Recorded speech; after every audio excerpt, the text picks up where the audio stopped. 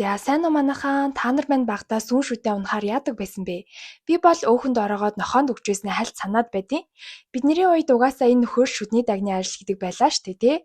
Тэгэхээр өнөөдрийн онцлог кино маань Tooth Fairy буюу Шүдний дагны химээх 2010 онд гарч байсан кино байгаа. Кино маань Шүдний дагны хочод Дерек Томпсон химээх мэрэгчлийн хоккейн тамирчны тоглолтоор эхлэх бөгөөд манай хүнийг Шүдний дагна гих болсон нь тэрээр эсрэг багийнхаа залуусын шүдийг унтлан тоглодог юм байлээ. Тоглолтын дараа багийнхан дасгалжуулагч түүнд тэдний багийн шинэ тоглогчийг танилцуулах бөгөөд манай хүнд Шинковыг хамгаалах үүрэгтэй болсныг хэлдэг. Тэгсэн нөгөө Шинков ч шууд л өнөөдөр чинь Ахмадуудын тоглолт болсон юм уу та? Чиний шүтэн бишрэгч гэлээ чамайг одоо болтол тоглож байгаа гэж мдээгүй юм байна гэж авдیں۔ Бацаан чайран. За тэгээ Дерекийг гарахтаа зэрэгцээд түүний бяцхан шүтэн бишрэгч нь гарын үсгийг нь авах бөгөөд хизээ нэгэн цагт би таны урдих шиг дээдлийг тоглох болно гэхтэн манай хүнч насыг нь асууснаа хаа нэгтээ чамаас жоохон хөө өөрөөсөө том хүүхдүүдийн эсрэг илүү тоглож байгаа гээл бод. Бүр талбай болгон дээр тэрэн шиг олон жаал бийгээд хөөхий хүүгийн урмыг нав суглаад яваад өгдیں۔ Үүний дараа манай хүн найз охин болох Карлигийн ирээд түүний бяцхан охин Тестэй тоглож байх бөгөөд Карли 2 хүүхэдтэй юм байлээ. Тес бол дээрх дугаас айн байдیں۔ Харин түүний ах Рэнди өсвөр насны хар яр үе дээрээ явж байгаа болоод ч юм уу манай хүнийг халгаадаггүй болох нь харагддаг. Оройн болоход Дерек багийн найзуудтайгаа хүзөрдөж байхад нь түүний бэлэн мөнгө дуусан арга ятгахтаа Тесийн өрөөнд ороод дэрэн доор байсан мөнгийг нууцаар авчихдаг. Тэднийг дуусгахтаа зэрэгцээд Карли ирэх бөгөөд гинтл Тес ээжээ гэж дууцаар дэрэн доороо хийсэн шүтэн байхгүй болсон хэдий ч ямар ч мөнгө байхгүй байгааг сандарсаар хэлдэг. Угаасаа мөнгийг нь Дерек хусцсан штэ тий. Ээж нь харин охиноо тайвшруулангаа шүдний дагн аваад явсан байх та. Гэхдээ эхлээ шүдийг чи хараад үнэлэх хэрэгтэй байх л да гэхтэн Тес. Үгүй ерөөсөө тэгдгүй. Эхлээд дэрэн доороо шүдээ хийдгийн дараа нь унтаж байх хойгоор чин шүдний дагн ирээ шүдийг чи аваад оронд нь доллар үлдээдэг байхгүй юу? Гэтэл тэр байхгүй байна. Хаана байгаа болоо гэж хөөхөн тайлбарлаж өгдөг. Гэтэл Дерек бас л нөгөө зангаа гарган бяцхан охины мөрөөдлийг үгүй хийхийг оролдон энэ дэлхий дээр ямар ч шүдний дагн байдаггүй гэж хэлэх гэхтэн ээж нь гяс төрөвчээсээ мөнгө аван орон доор нь унсан мэт гаргаж ирэн байдлыг аварч гарнаа. Карли жохиных нь мөрөөдлийг буснуулах гэж оролцсон түүнд уурлах нь ойлгомжтой шүү дээ. Харин шөнө нь манай хүн гэртээ ирэн унтах гэж байхдаа дэрэн доороосоо шүдний дагнд итгээгүй ялтаа гих бичгтээ зарлан олж харан гайхаад бостол түүнд далавч гараад ирдгийн. Тэгснээ шууд лич хэдийн гимээр хувцас нь өөрчлөгдөн дээрээс нь шидэт эргүүлэг хуйлран ийм газар ирчихнэ. Дерек ч өөрийгөө диваажинд ирчиж гэж бодоод байж ахт нь хаанаас ч юм нэгэн эрэхтэй түүний нэрийг дуудахт нь тийм ээ би энд байна бурхан минь энэ та юу гэтэл харин Трейси гэх энэ эрэхтэй өөрийгөө түүний зөвлөг гэж танилцуулан түүнийг мөрөөдөл сүрүүлэгч гэж хэлээд та нар шиг хүмүүс энд дургу байдаг. Мөн та хэсэг хугацааны турш шүдний дагн болно доо гэж хэлэхэд нь манай хүн шууд л өөрийгөө хар дарж зүүдэлж гинэ гэж бодон галзуу хүншгэл хин нэгэн намайг сэрэгэрэ гэж орилноо. Тэгснээ Трейситэй бас халзагнах гээд өвчгөнж өгдөг. Харин энэ үед нь шидэт дагнуудын удирдагч буюу шидэт урлаг их Лили нисцээр хурж ирнэ. Гүнжийн өдрийн тэмдэглэлийн хатан эмээ байгаа зү. Лили Дерект хандан ноёнтоо та санаатаагаар хүүхдүүдийн итгэл үнэмшил мөрөөдлийг үгүй хийх гэсэн хэрэгт буруутгагдж байна. Гэхдээ Дерекч бүр бүдүүлэг зан гаргаж үгийг нь таслахад дагн маань түүнд хичээл зан та байж боломгүй байдлаар бидний үйл хэргийг гутаанд оромжилсон тул 2-7 хоногийн турш шүдний дагны ажлыг хийх болсныг хэлдэг. Үүний дараа манай хүн эрэгтэй дагны хувцас сольж өмсөх бөгөөд Жериг их туслах хэрэгслээр хангадаг дагнтай танилцсанаа. Тэгээд багжаа хийх цүнх болон шидэт саваа өгөх бөгөөд энэ саваагаар юу ч хийж болно. Гэхдээ итгэхгүй бол юусоо ажилтгүй гэж хэлдэг. Мөн үл үзэгдэгч заслаг жижигрүүлэгч О зэрэг өгнө. Тэгснээ өөрөө хийсэн чихрээ санал болгоход нөгөөх нь хуцуулдаг чихэр байдгийн жинхэнэ утгаараа шүү.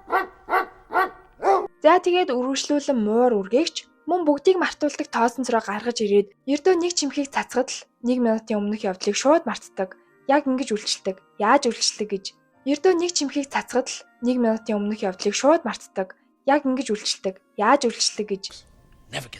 Үүний дараа нислэгийн сургуульд хийхээр очихт нь тентгийн дагн түүнийг ширүүн аргаар сургаад явуулдаг. Манай хүнч Лилигийн өрөөлөө давхиж орон за бууж өглөө дагна гэж байдсан байна гэсээр ортол түүнд хитрхи оройтож ухаарсныг хэлээд маргаашнаас эхэлж даалгавраа хийхийг хэлээд амжилт өгсөн шидэт тоосонцроо цацтал манай хүн орон дээрээс сэрэх бөгөөд өөрийгөө ч зүүдэлсэн байна л гэж бодон баярлсаар босдог. Тэгээд манай хүн өчтөрийн болсон явдал найз охиноосоо уушлал өгсөн.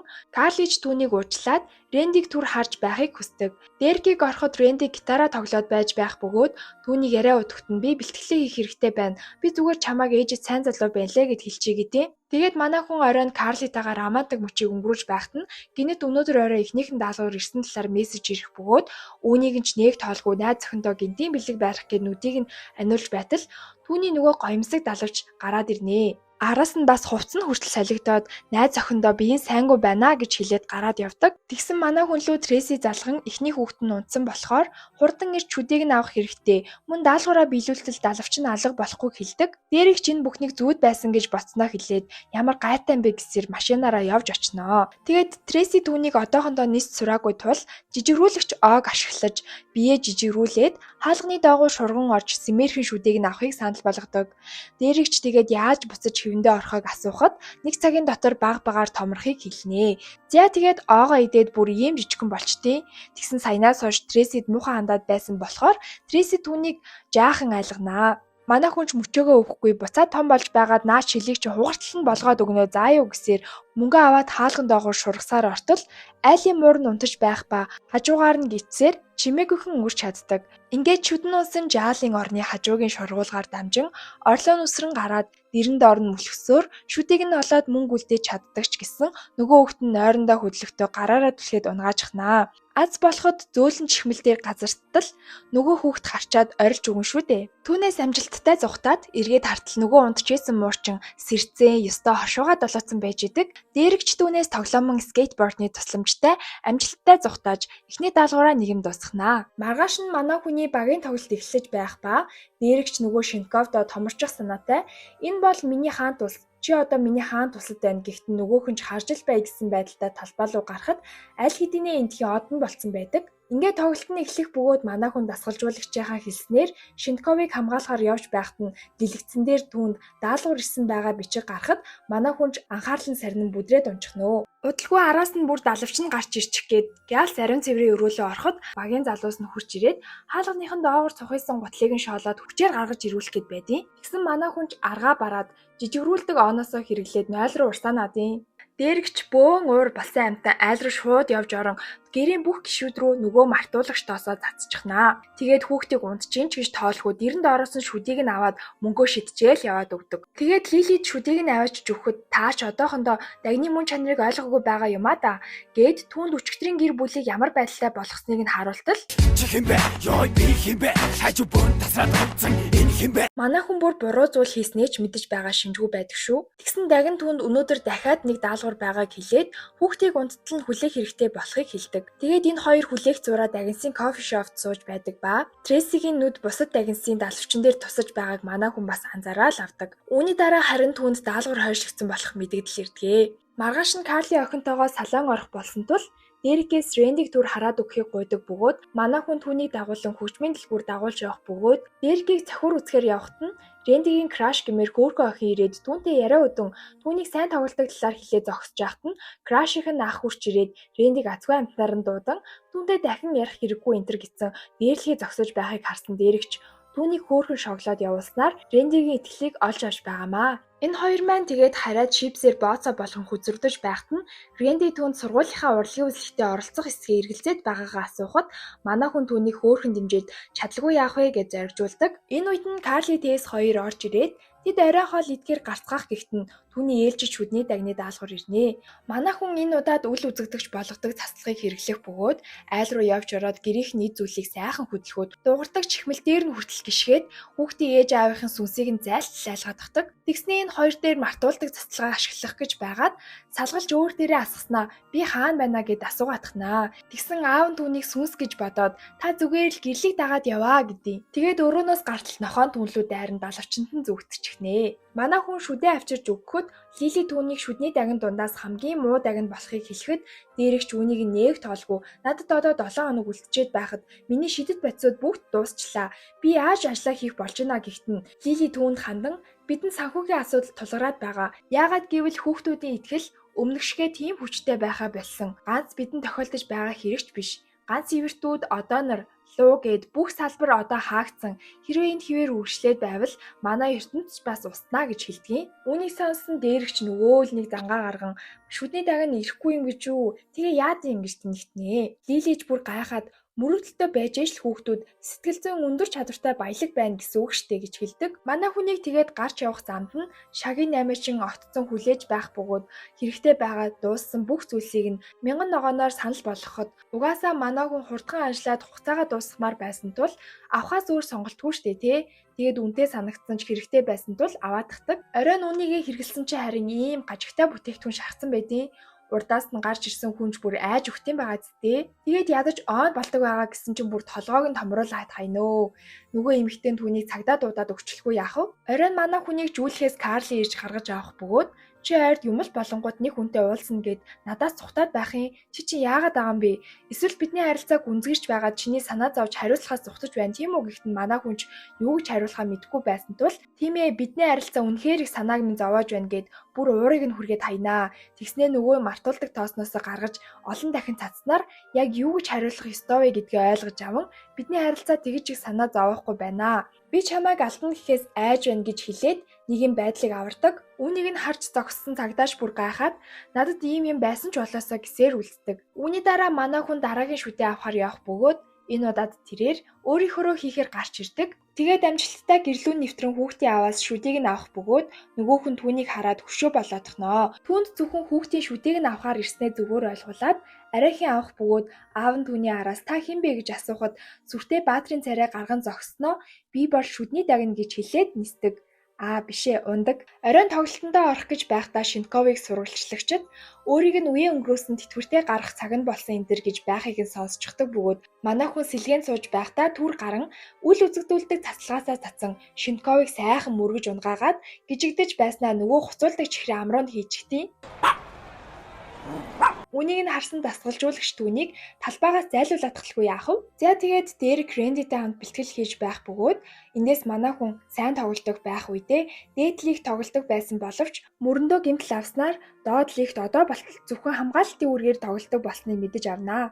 Тэгээд энэ хоёр маань хөөрхөн сэтгэлийн уудлан ярилцаад Рэнди урлагийн үзлэгтээ Дерек тоглолтондоо хичээгээд үцхээр болцохоодог. Манай хүнч тэгээд шүдний дагны ажилдаа хөөрхөн сайжрах бөгөөд Трейсиг бас шүдний дагна болоход нь туслан дасгалжуулаад хажуугаар нь өөрийнхөө бэлтгэлдээ анхаарч мөн Рэндиг хөгжмийн бэлтгэлээ хийгдэн тусалдаг. Үүний дараа Рэнди түүнээс би алдартай хөгжимчин болж чадах болов уу гэж асуухад нь манай хүнч яг л өмнөх шигэ дүүргээсээ хамгийн шилдэг нь боллоо гэж бодъё. Гэтэл өөр дүүргийн дүү жаал яг л бурхан шиг тоглодог гэж бодъё гэд нөгөө л нэг хүүхдийн хүсэл мөрөөдлийг нь унтраах зүйлийг хэлэх гэж байхдаа энэ удаад манай хүнч яагаж гэсэн өөрчлөгдсөн үү гэлтэй үгээ залгин товчоор хэлбэл чи чаднаа гэж хэлдэг.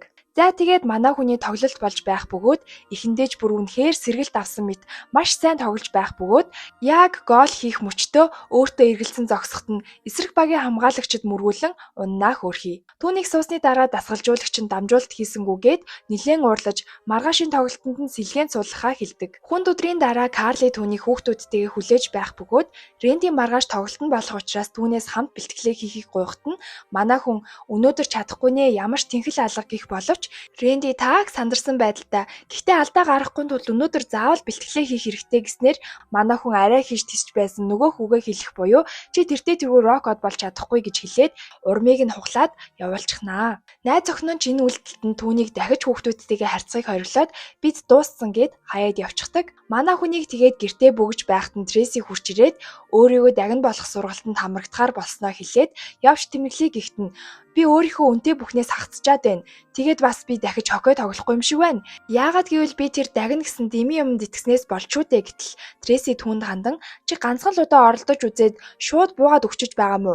Юм тийм амар бүтдэг гэж үү? Гээд хөөхөн урам өгөөд босгохыг хичээдэгч Дерек угаасаа бусдын мөрөөдлийг буснуулахдаа мэрэгжлийн юм болохоро түүнийг ч бас далавчгүй болохоор чи хизээч дагна болж чадахгүй гэж хэлээд явуулаадахнаа. Маргааш нь тоглолтын үеэр багийнхан тоглогч хүнд гинцснээр дасгалжуулагч нь түүнийг талбай руу гаргах бөгөөд манай хүнч гарсан даруйдаа шууд л хамгаалтанд орон хүнд цохиулаад унчихдаг. Харин энэ үедээ Дерек хаалганы дээр өөрт нь урам өгөн сууж буй Трейсиг олж харах бөгөөд гинэт ухаан орж яг л залуугийн үе шигээ гал цогтоо тоглох бөгөөд өөртөө итгэлтэй довтлосоор 5 жилийн дараах анхны голоо оруулж чаддгаа. Ингээд тоглоомоо үргэлжлүүлэх гэхэд нь Трейси түүнд шүдний дагныхын даалгавар ирснийг сануулгах бөгөөд хаягийг нь хартал Карлигийн бяцхан охин болох Тесих байдаг. Трейси түүний оронд очиод аргалж чадна гэх боловч манай хүн энэ удаагийн даалгавраа заавал өөрөө хийнэ гэж хэлдэг. Тэгээд манай хүн хүний далавч болон дагных нь хувцас гараад ирдэг. Дээрэгч өөртөө итгэн хөөрсөөр далавчаараа нисээд явчихна шүү дээ.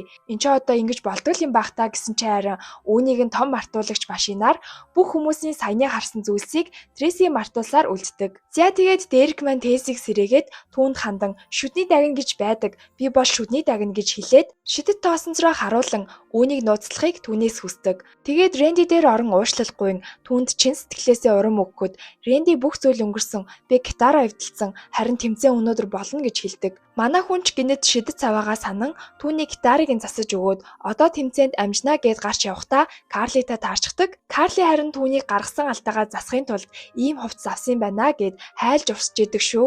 Тэгээд Тес Карли хоёрыг араас хүрээд ирээрэй гэж гаран Рэндиг аваад нисчихнэ. Тэгээд тэд ниссээр сургууль дээр намжиж хурч ирэх боловч дөрмийн дагуу түүнийг мартуулагч тоосонцроор шившин ой санамжийг нь арилгаад явчихдаг. Үүний дараа Тесийн шүдийг нь хүргэж өгөх бөгөөд Лили түүнийг өнөөдөр нилээдгүй дүрм зөрчсөн талаар хэлэхэд би Рэнди лөө мартуулагчаа цацсан. Харин Тес дөнгөж 6 настай. Тэгэхээр тэр мартчихна. Хэрвээ мартахгүй бол үргэлжил шүдний дагна байдаг тэтгэн яг л начиг.